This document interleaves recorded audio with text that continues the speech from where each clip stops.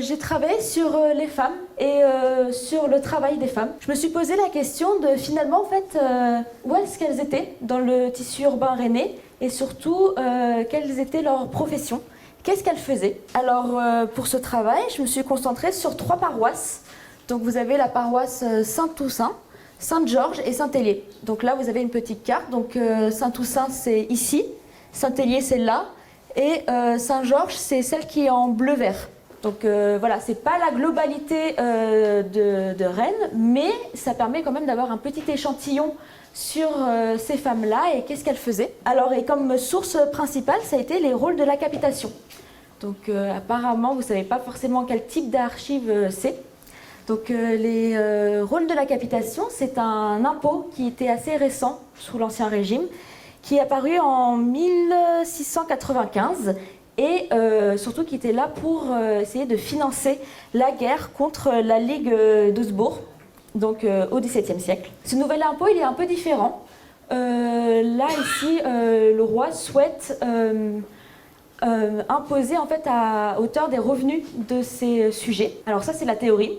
Dans la pratique, finalement, quand on regarde un petit peu la classification de cet impôt, on se rend compte qu'elle est assez complexe et qu'elle se base surtout sur le grade, sur la profession, etc.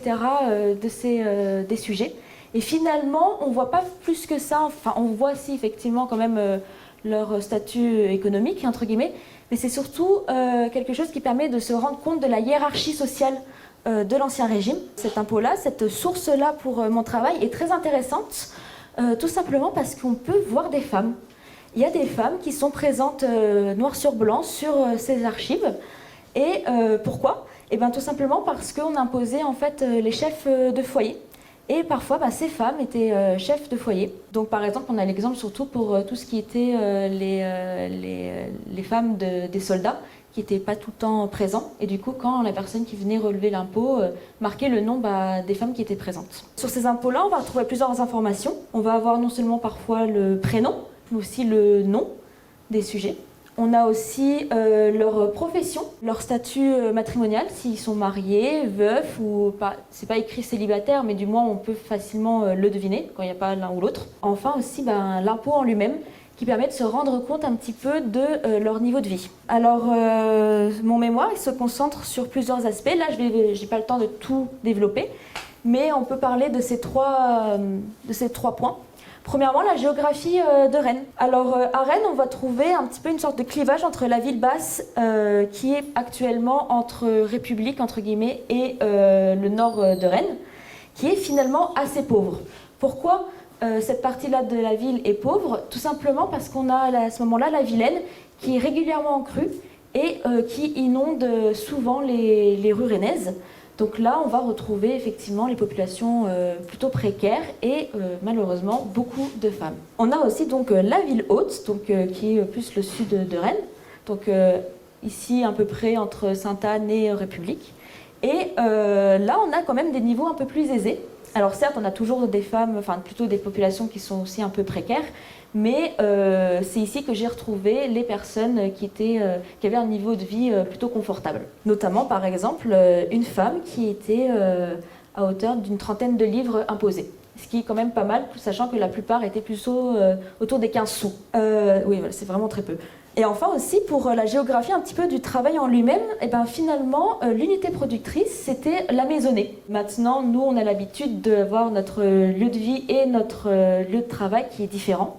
Sous l'Ancien Régime, c'était pas le cas. C'était assez rare d'ailleurs d'avoir les deux qui étaient séparés. Et les femmes étaient donc du coup à la maison. Alors et travaillaient. Je parle pas de travail domestique. Là, je parle vraiment d'un travail qui rapporte de l'argent. Et en fait, on produisait finalement en famille. Ce qui explique aussi pourquoi on a la présence du mari et de la femme dans les archives. Ensuite, le travail aussi, les métiers plutôt, sont aussi organisés différemment.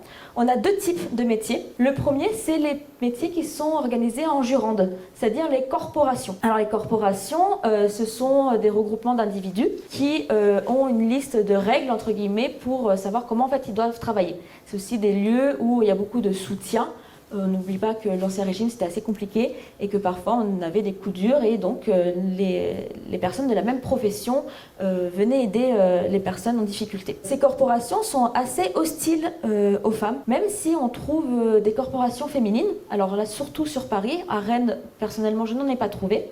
Enfin, du moins, je ne les ai peut-être pas vues. Mais certaines avaient quand même accès à ces corporations, surtout grâce au veuvage, puisqu'elles reprenaient les activités de leurs défunts maris. Le second type de métier, ça va être les métiers dits libres. Et comme le nom l'indique, ici, ils ne sont pas forcément réglementés. Dans ces métiers dits libres, on va plus retrouver des métiers assez précaires. Et donc, malheureusement, les femmes aussi étaient très présentes. C'est aussi des métiers qui sont assez peu valorisés. On va avoir par exemple les regratières, les petites marchandes, etc. Finalement, on va se poser la question aussi un petit peu de quel métier finalement elles avaient accès, qu'est-ce qu'elles faisaient. Alors, elles étaient présentes dans beaucoup de domaines. Le premier, ça va être tout l'aspect autour du textile. Donc on va avoir production de textile, l'entretien, la vente. On a des couturières, des lingères, des blanchisseuses. Et d'ailleurs, c'est des métiers qui sont assez féminins. Il y a aussi des hommes, notamment pour tout ce qui est les tailleurs. Mais les femmes sont aussi très présentes. Ensuite, on a tous les métiers autour de l'alimentation, de la nourriture. Donc, premièrement, tout ce qui va être les débits de poissons, les auberges, où là, c'est surtout des activités qui se font en couple.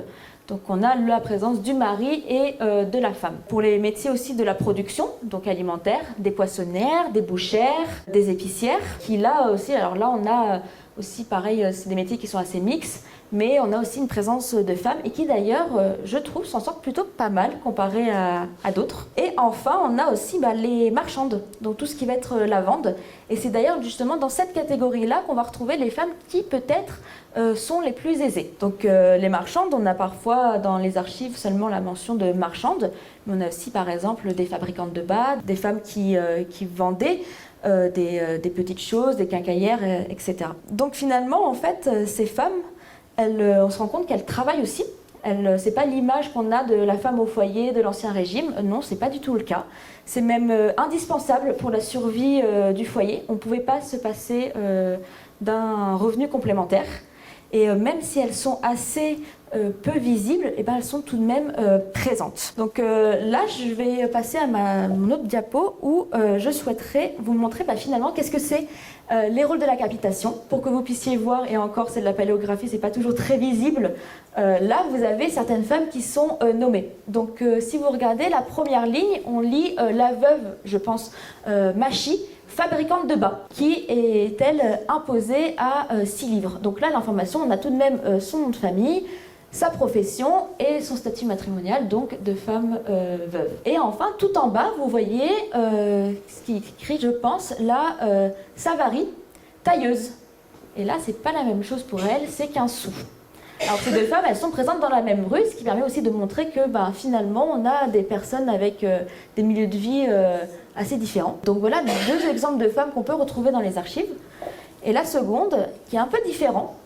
Ici, on est dans l'hôtel Fourmier, je crois. Là, vous avez, si vous regardez tout à droite, vous avez des numéros, vous en voyez un qui est beaucoup plus important que d'autres. C'est la demoiselle de la Gardière, qui est, elle, imposée à hauteur de 180 livres. Donc c'est une des femmes les plus riches que j'ai retrouvées dans les archives. Et vous en avez une autre qui malheureusement n'a pas le même niveau de vie. À numéro 124, vous avez là, je pense,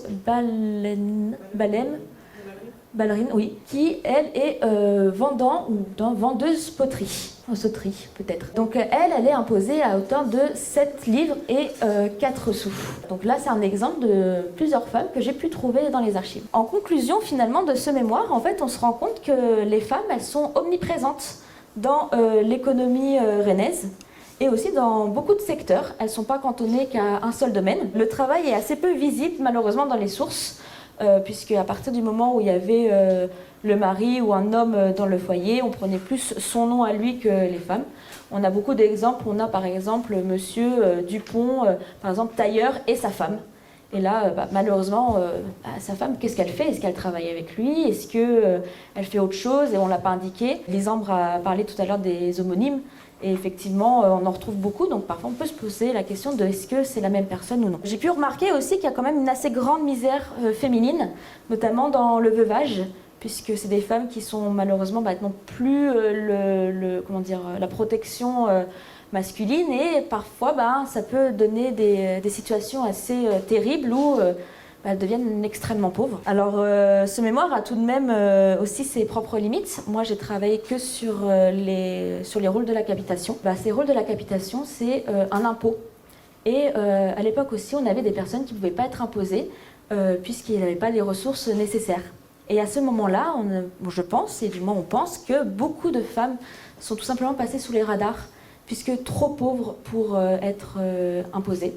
Et on peut peut-être commencer un peu à voir à la hausse du coup cette précarité féminine. Et enfin, la deuxième limite, c'est les 3 paroisses, donc comme je l'ai dit, Saint-Toussaint, Saint-Georges et Saint-Hélier, qui sont des paroisses assez précaires en fait dans les individus, donc des personnes qui étaient assez peu aisées. On peut se dire que peut-être c'est ce mémoire-là, on peut penser que les femmes sont présentes, ne représentent pas la totalité en fait des chemins de vie et des profils existants du coup au XVIIIe siècle. Voilà. Je vous remercie de m'avoir écouté. Je serais ravie de répondre à vos questions tout à l'heure si vous en avez.